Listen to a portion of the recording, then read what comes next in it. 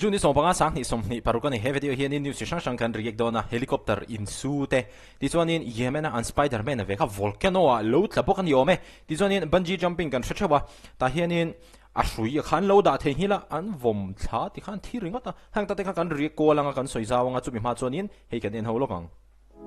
KCTVS te chuan pathian le mipui min du satu te azara Mizoram sum don na huang kan zau ve zela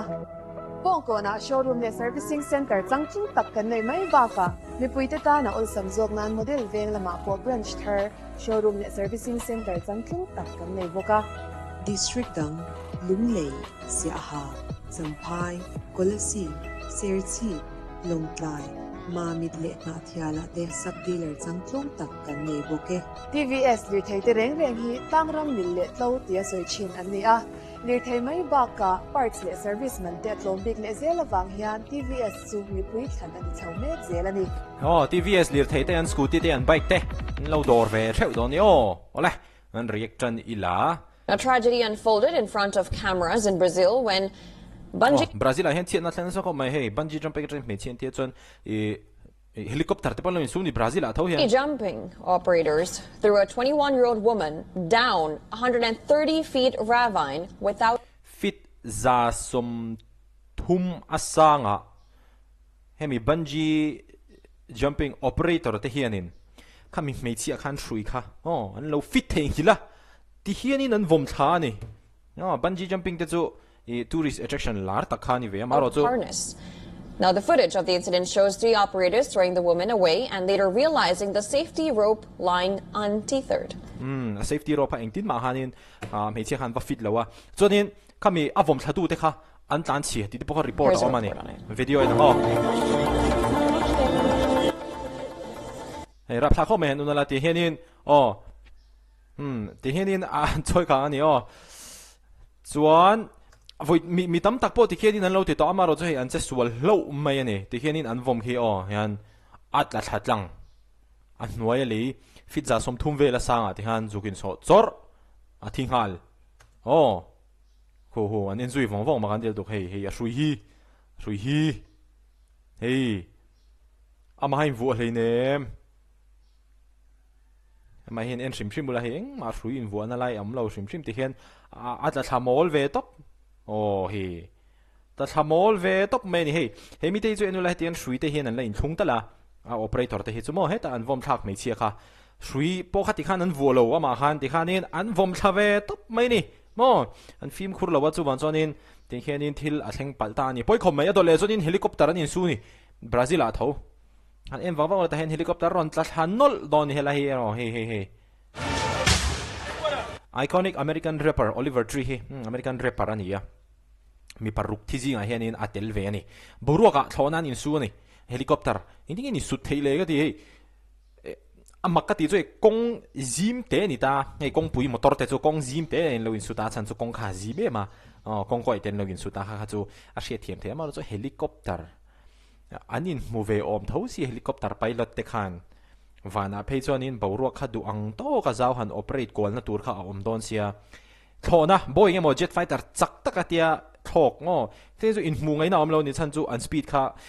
dakar khata 300 km/h chak te khanin an thok ta ha chu chak fu le to ka helicopter te chu khatenga speed sang over po khani si lawa amak ka ti de umai mai ni ke ma chuan mo rap tha kho mai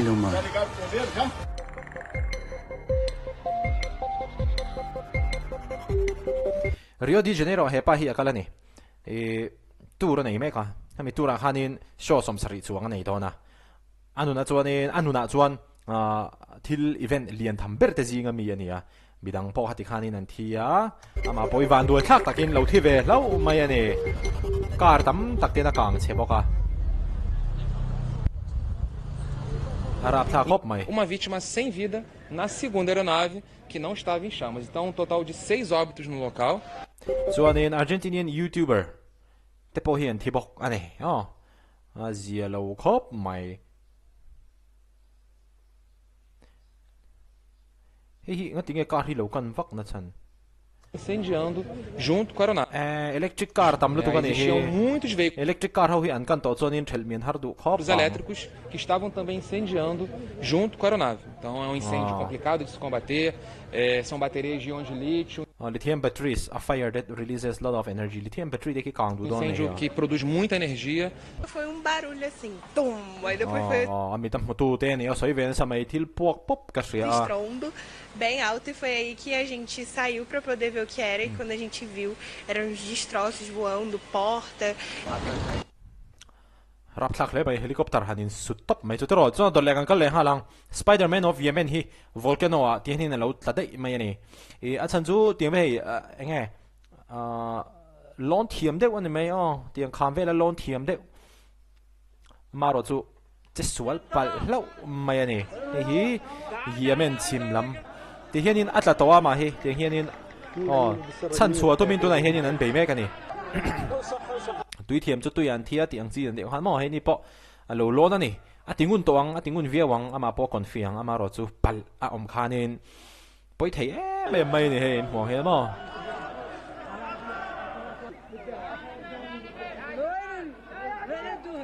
dinge chan chua thei so le har don le mai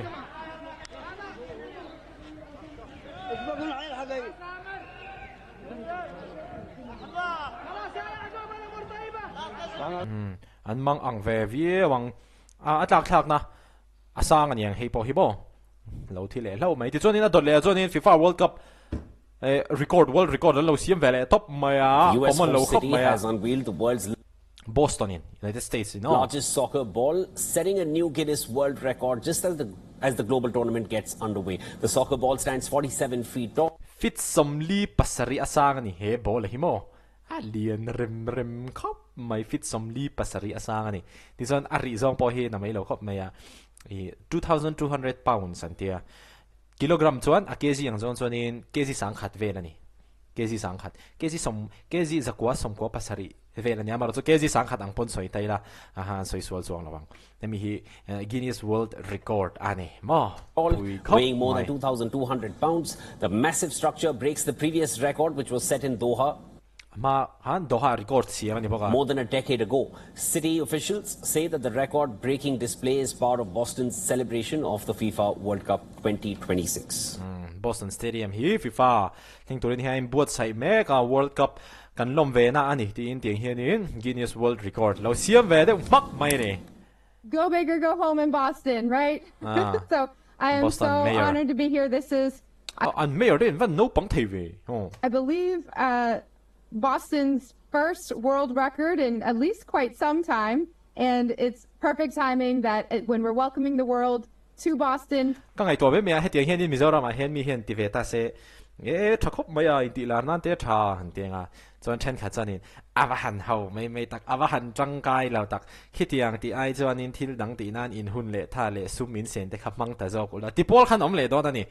anmani America ram Boston ate pokhianin an om vele tho mai thei khatiang khamo kanin dai zai to mi hring hi There's one more exciting thing to see in East Boston and in our tournament.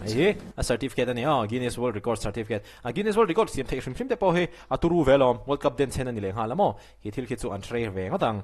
it's gonna be in the history books ti kha ni mai alai khati zong kha tun trum atana news sang kan han react kan han lor khom thei chu ani video le ai mu le theu don ni